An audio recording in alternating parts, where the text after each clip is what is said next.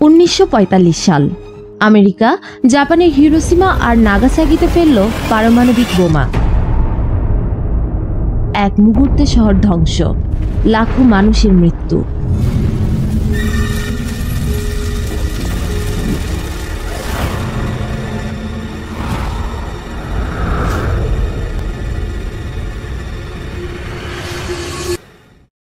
কিন্তু সময় বদলেছে। আজ আমেরিকা আর জাপান বন্ধু। তাদের সম্পর্ক আগের যে কোনো সময়ের চেয়ে শক্তিশালী। শত্রুতা ভুলে তারা গড়েছে নতুন ভবিষ্যৎ। বাংলাদেশের ইতিহাসেও আছে তেমনি এক অধ্যায়।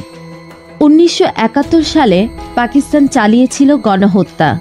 ঢাকা, চট্টগ্রাম, খুলনা, রাজশাহীর রক্ত ভেসেছিল শহর।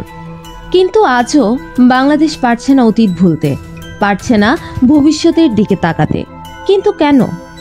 অনেকে বলেন পাকিস্তান কখনো অফিসিয়ালি ক্ষমা চায়নি, তাদের নেতারা স্বীকার করেনি যুদ্ধাপরাধ, তাই ক্ষত শুকায় না, অতীতের ব্যথা ভুলে যাওয়া যায় না।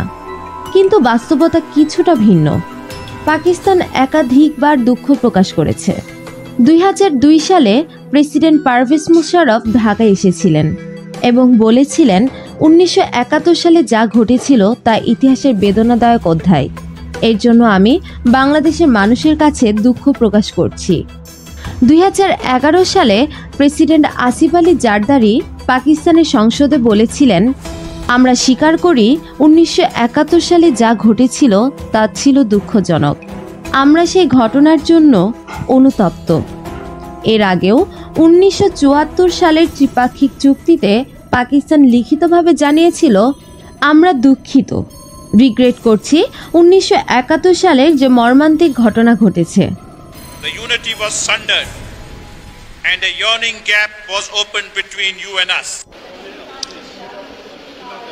Too late to cry over what has happened already, but it is never too late to repent, to say Tawbah from the depths of our hearts. The people of Pakistan respect your decision. They and the government of Pakistan recognize and respect the sovereignty and independence of Bangladesh. তাহলে কেন এখনো বলা হয় পাকিস্তান ক্ষমা চায়নি? কারণ তারা সরাসরি অ্যাপোলজি শব্দ ব্যবহার করেনি, আর রাজনৈতিক স্বার্থে বিষয়টি সবসময় উত্থাপন করা হয়। কিন্তু সত্য হলো তারা দুঃখ প্রকাশ করেছে, বাংলাদেশের মানুষও তখন তা মেনে নিয়েছিল। তাহলে প্রশ্ন থেকে যায়, আমরা কি শুধুই অতীতের ক্ষতে আটকে থাকব, নাকি আমেরিকা জাপানের মতো শত্রুতা ভুলে ভবিষ্যতের দিকে তাকাবো?